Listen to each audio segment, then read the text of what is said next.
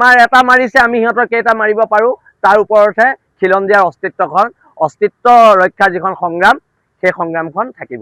আমি সিহঁতৰ এটাও মাৰিব পৰা নাই। অসমৰ জনগণে আমাক সেইটোৱে সুধিছে, তহঁতি কেতিয়া হাত তুলিবি সিহঁতৰ ওপৰত? আৰু হাত তোলা হ'ব। আক্ৰমণ হ'লে প্ৰত্যাক্ৰমণ হ'ব। অতি শীঘ্ৰে ইয়াৰ উত্তৰ অসমৰ জনগণে পাব। পোনপ্ৰথমে মাধুৰ্য বৰ্মনৰ পৰিয়ালৰ লগত বিলাসী থানাৰ পৰিয়ালৰ সহমৰ্মিতা আছে। এই বিষয়ে ইতিমধ্যে সভাপতি, মুখ্য সচিব আৰু মই এক গভীৰ আলোচনাত মিলিত হৈছোঁ। এতিয়া কথাটো হৈছে, ইলেকশ্যনৰ আগত যেতিয়া এইবিলাক কথা বতৰা কওঁ তেতিয়া ৰাজনৈতিক ইছ্যু কোনোবা দলৰ দালাল বুলি কয়। এতিয়া কি ক'ব? এতিয়া আমি কৈছোঁ যে বিজেপি চৰকাৰ ফেইলিয়ৰ। হিমন্ত বিশ্ব শৰ্মাৰ গৃহ বিভাগ চূড়ান্তৰূপে ব্যৰ্থ হৈছে। এতিয়া কথাটো হৈছে আমাক ল'ৰাটোৰ এনকাউণ্টাৰ লাগে। আৰু আমি বিলাসী থানা আগৰ পৰা কৈ আছোঁ আক্ৰমণ হ'লে প্ৰত্যাক্ৰমণ হ'ব। আৰু কি প্ৰত্যাক্ৰমণ হ'ব এই বিষয়ে অলপ পিছত আমি আপোনালোকক জনাম। বিশেষকৈ অসমৰ প্ৰত্যেক জিলাত এই সম্প্ৰদায়টোৰ বিৰুদ্ধে প্ৰত্যাক্ৰমণ হ'ব। সৌসিদিনা শিৱসাগৰৰ মাজমজিয়াত এজন অনা অসমীয়া মানুহে এজন সংগীত শিল্পীক প্ৰহাৰ কৰিছে, তাৰ বিৰুদ্ধে প্ৰতিবাদ হৈছে। আক্ৰমণ হৈছে, তাৰ প্ৰত্যুত্তৰ কি হৈছে? প্ৰত্যাক্ৰমণ হৈছে। আৰু এইবাৰো প্ৰত্যাক্ৰমণ হৈছে। কথা বতৰাবোৰ চিধা। আমি যেতিয়া কওঁ যে বাংলাদেশী মূলৰ মানুহ যাব লাগে, এতিয়া শিৱসাগৰৰ বহুতো থলুৱা মুছলমান পৰিয়ালে মোলৈ ফোন কৰিছে যে আমাৰ মাটি বাৰী ইতিমধ্যে সন্দেহযুক্ত বাংলাদেশীয়ে দখল কৰিছে বা কিনিছে।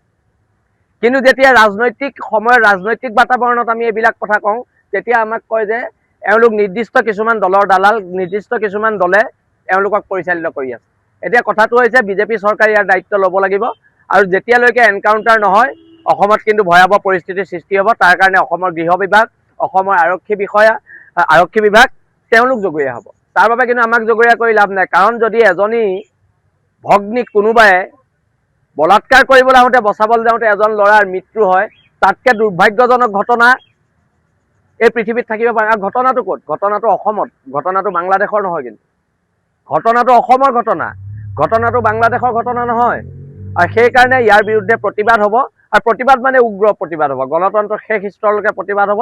আৰু কিন্তু প্ৰত্যাক্ৰমণ হ'ব, সেইটো হিমন্ত বিশ্ব শৰ্মা চৰকাৰক আমি ইয়াৰ পৰা সকীয়াই দিছোঁ। প্ৰত্যাক্ৰমণ হ'ব, সেই প্ৰত্যাক্ৰমণ আপোনালোকে ৰোধ কৰিব নোৱাৰে।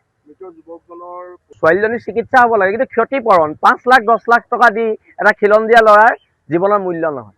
এতিয়া কথাটো হৈছে, আমাৰ এটা মাৰিছে আমি সিহঁতৰ কেইটা মাৰিব পাৰোঁ তাৰ ওপৰতহে খিলঞ্জীয়াৰ অস্তিত্ব ৰক্ষা যিখন সংগ্ৰাম সেই সংগ্ৰামখন থাকিব। এতিয়া আমি কেইটা মাৰিব পাৰোঁ, চৰকাৰে কেই লাখ টকা দিছেতো চৰকাৰৰ কথা। কিন্তু কথাটো হৈছে সিহঁতি আমাৰ এটা ল'ৰা অলৰেডি মাৰিলে, আগতে ল'ৰা মাৰিছে। সৌসিদিনা নগাঁৱত এগৰাকী মহিলাক হত্যা কৰিছে।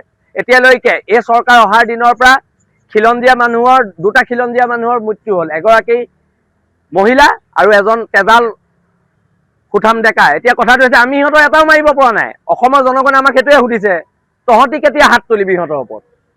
আৰু হাত তোলা হ'ব। আক্ৰমণ হ'লে প্ৰত্যাক্ৰমণ হ'ব।